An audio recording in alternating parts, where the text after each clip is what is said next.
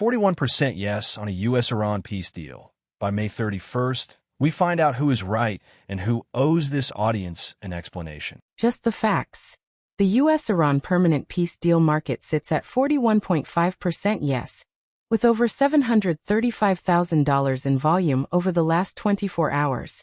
No single news catalyst attached. The Iranian regime fall market trades at 5.5% yes through June 30th. The U.S. invasion of Iran market holds at 27.5% yes through end of 2026. All three markets are flat on the 24-hour price delta. News says no breakthrough on diplomatic talks. Market still at 41.5%.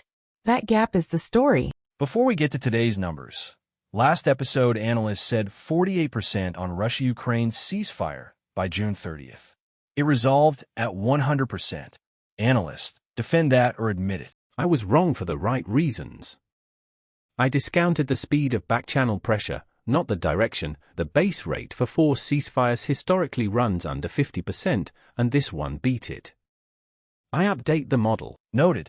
Iran peace deal. Market says 41.5% yes. Resolution window closes May 31st. Analyst, your number. Let's look at the data.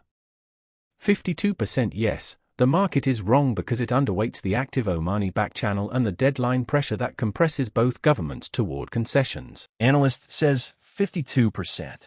Skeptic, demolish that in one line. You are pricing the Omani back channel like it is a signed agreement.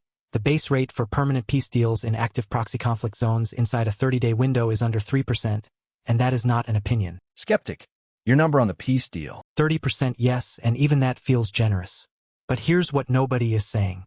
The volume on this market is institutional NO positioning, not retail optimism about diplomacy. You both have a number. Whoever's wrong by May 31st owes the audience an explanation. Let me push back on that.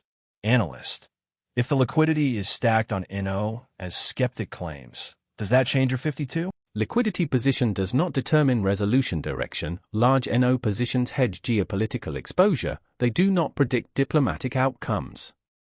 52% holds. I revise below 47 and above 57. The ceasefire call last episode resolved at 100 and analyst had it at 48. If backchannel frameworks were so predictive, that number would have come in above 80, not below 50. Regime fall, 5.5% yes by June 30th. Analyst, is this market right? 8% yes. The market is wrong because it underprices tail risk from oil revenue collapse and internal economic fracture. Revision triggers, below 5 or above 12. For percent yes.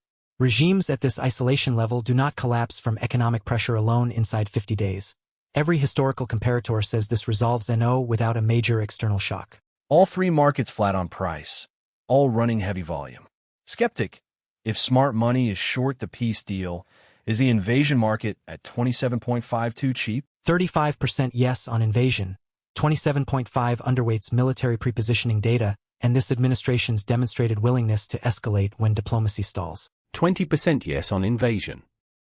If the back channel holds, invasion probability collapses. Pricing failure before the diplomatic track has actually failed is narrative, not analysis. Final positions, 52% yes peace deal, 8% yes regime fall, 20% yes invasion. The Omani diplomatic back channel is the single load-bearing variable across all three markets. 30% yes peace deal, 4% yes regime fall, 35% yes invasion. And if the peace deal collapses before May 31st, watch the invasion price move fast. Analyst at 52, skeptic at 30 on the peace deal, 22 points of spread on a market that resolves in 20 days. Leaderboard. Analyst leads with a 0.38 Breyer average. 1 win, 2 losses. Skeptic right behind at 0.53. Also tracking. Analysts open call, 20% on Strait of Hormuz, traffic normalizing. Iran diplomacy moves, that market moves with it. We are watching. Peace deal at 41.5. Analyst says underpriced at 52. Skeptic says overpriced at 30. Pick a side. Whose thesis breaks first by May 31st? Drop your number below. Track today's hottest predictions on Polymarket app.